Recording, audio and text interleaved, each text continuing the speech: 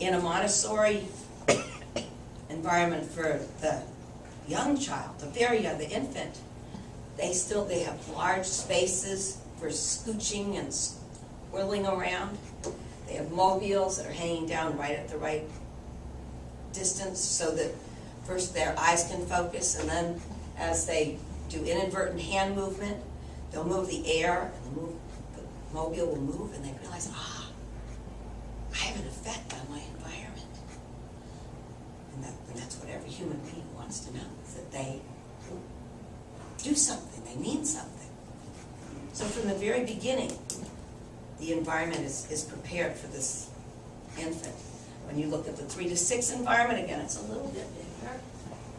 But everything is there for the children to learn by doing. The materials are called concretized abstractions. So the idea of big and little is put into a tower made of pink cubes.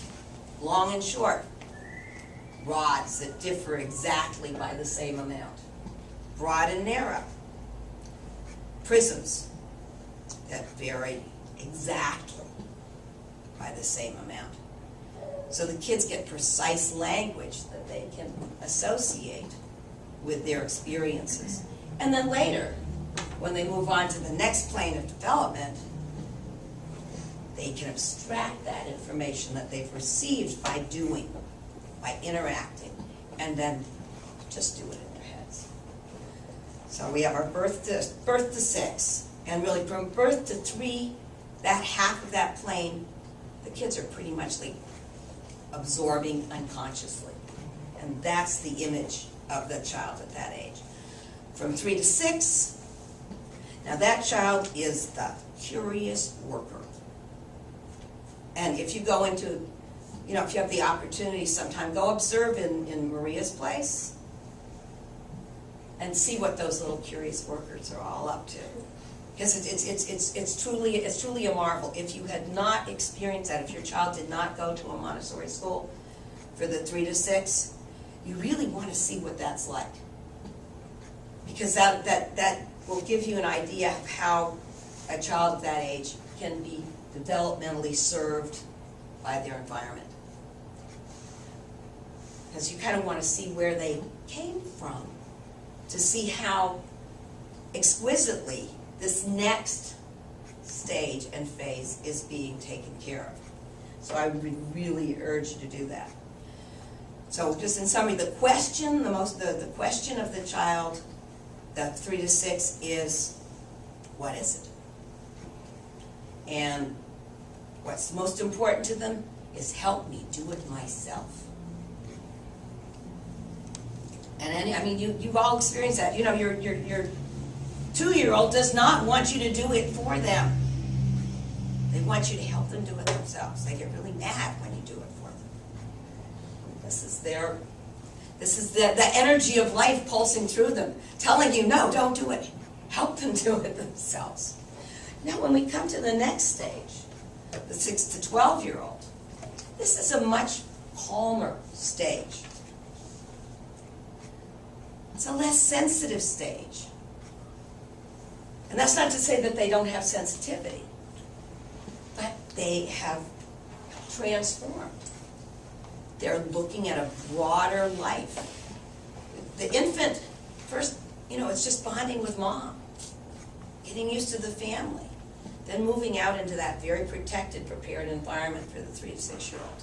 It's a very fiery plane, the first plane, Yes. because there's so much transformation going on. But moving on to the 6 to 12, it's a period of calm and a period of great work, capacity for very great work. And there are parallels between the planes. Like the first and third are parallel, and the second and fourth are parallel. So there's much transformation between birth and 6. And as we all have known and experienced, much transformation between 12 and 18. And there are many parallels. I often say that year that if your children are like 6 and they're just starting first grade, the year they've just been through, I call that the window on adolescence.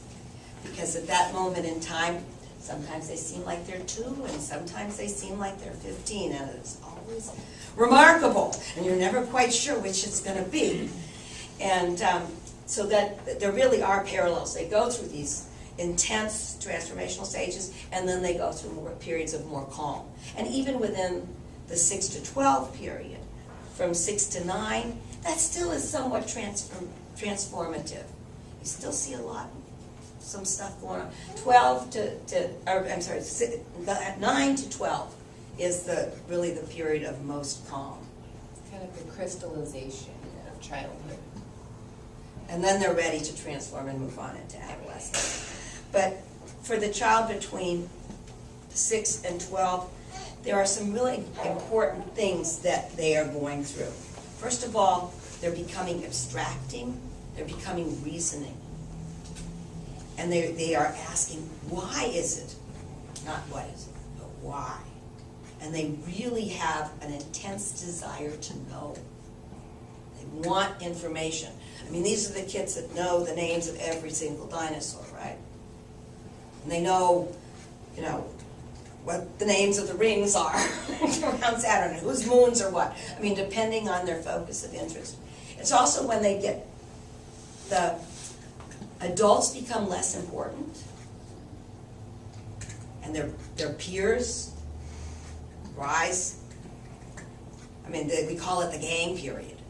I mean, it's not that they're running around gangs, but the importance of their friends is greater than the parent. And their friends' opinions. Oh yeah, and this is you know what's happening because this the little boy that always wanted a big hug and a kiss from mom before he went off to fine, right? They're tougher. I mean, there's less of that sort of sweetness that you see in the younger child. They're tougher. They're more independent, and they need. It's always for parents. It's a process of letting go. And also for us as educators. You can tell when they've moved into the second plane because they stop coming to you every time they fall down and get the slightest little owie, and they don't want, the attention for it anymore. Like in my upper L classroom, kids will wipe out, and I'm like, oh my God, are you okay? And they're like, oh, I'm fine, whatever. They don't want the attention at all. But some of the little first graders are still kind of in that first plane where when they fall down, it's like the drama of it. And, maybe a slight cut, but they still need that adult attention and recognition that, I'm going to make you safe and happy and comfortable. And so that to me is a big indicator of when a child has fully moved into the second plane of development. And so you see, if your child is in a 6 to 9 class, you will see that they're still making that transformation. And you really won't see a full change into the abstracting, reasoning mind and the mind of the imagination until that second year.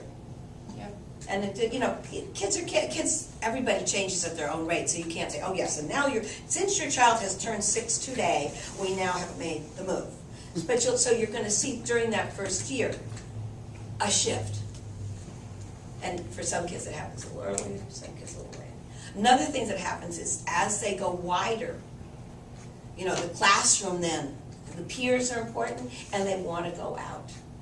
And this is a really important component of the Montessori cosmic education and elementary curriculum, is that children can focus on their interest, and then they can organize themselves to figure out, okay, how can I pursue that interest? I don't just go ask my teacher. I don't just go on the internet. There are people out there that are experts. I mean, I was talking to Coleman about just this thing, and he said, "You mean I could go and spend a day with a paleontologist?" And that's exactly what we're talking about. They want to be with somebody that's really